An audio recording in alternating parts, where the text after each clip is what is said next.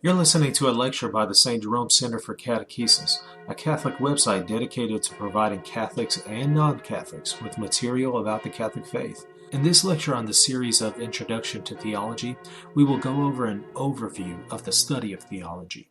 Hi, and welcome to our series on the Introduction to Theology. My name is Michael Lofton. What is theology?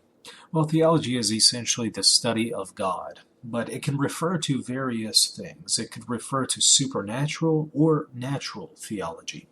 Supernatural theology is the study of God's revelation concerning himself and even matters relating to him, which have been revealed to mankind by God.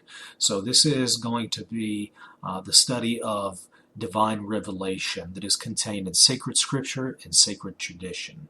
Now, there's also natural theology, which is the study of God insofar as he can be known by human reason alone, apart from divine or special revelation. So this is basically what can man know about God by his reason alone. This is called natural theology, which is distinct from supernatural theology.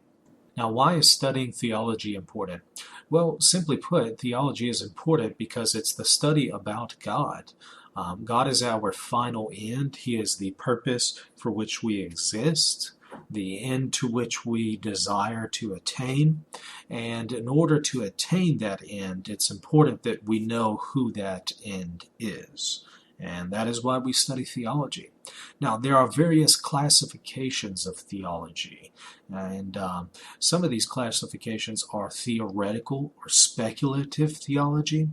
This is basically the study of theology that seeks to ascertain or state what is contained in divine revelation. And this is primarily achieved through the study known as dogmatic theology. Now, there's also biblical or historical theology. This is the study of Scripture or the study of the Church Fathers or even the study of dogma throughout church history. And there's other examples, but that's essentially what it entails.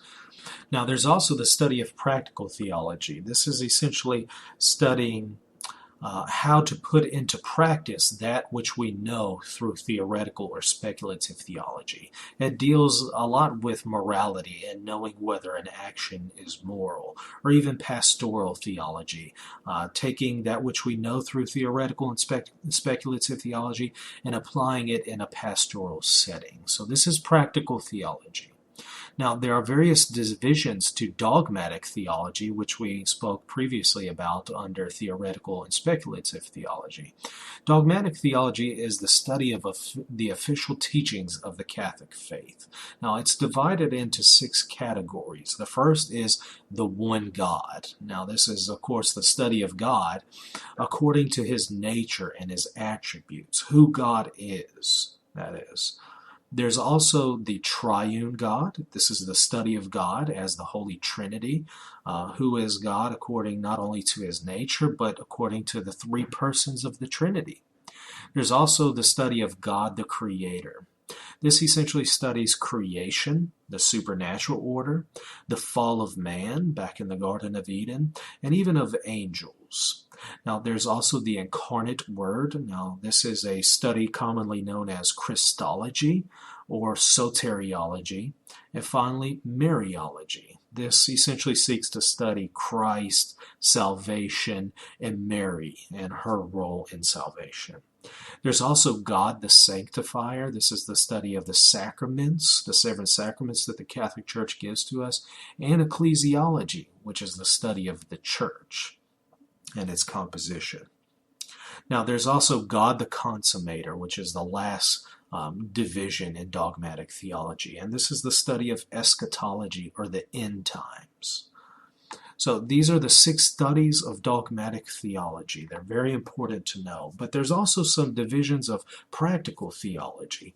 Practical theology is divided into 3 categories. Moral theology, which is the study of determining moral approaches to matters of conscience. So this is basically the study where we seek to know what is the right and moral response to a particular situation. There's also pastoral theology, which is how to approach theology from a pastor's perspective when the pastor is trying to guide and lead his parishioners through various issues that they're going through. That's pastoral theology. Now, there's also ascetical theology. This is basically the study on how to grow in God's grace. You may have also have heard this called mysticism. That's essentially what this is, mystical theology. Now, there are theological grades of certainty. That is, there are grades of what we can know to be true when it comes to theology. There are de fide teachings. This is basically a teaching that is definitively revealed by God. There's no questioning these teachings, such as the fact that Jesus is God. That's a de fide teaching. You can't argue with it. God has revealed it. It has to be true. There's also fides ecclesiastica. This is basically teachings that the church proposes to us that may or may not be revealed by God, but are certain, they are true, and they are be held definitively. In other words, there's no going back on these teachings, there's no changing of these teachings, they're absolutely sure. Now, there's also sententia fide proxima teachings. These are essentially teachings that are generally believed to be true by Catholic theologians, but they haven't been definitively taught by the church, at least just not yet. So the church hasn't put its rubber stamp of approval on these, but most Catholic theologians would say this is a true teaching. There's also theologica certa teachings. These are teachings which are not taught definitively by the church, but are certain to be true, and this is because of how close they are to divine, something that's divinely revealed. And these are also called theological conclusions. Now, there's sententia communis. These are teachings which are just mere opinion, but are broadly regarded to be true in the church. There's sententia probabilis. These are teachings which are merely probable in nature. There's sententia pia, which are teachings which are simply pious opinions. And then there's lastly opinio tolerata.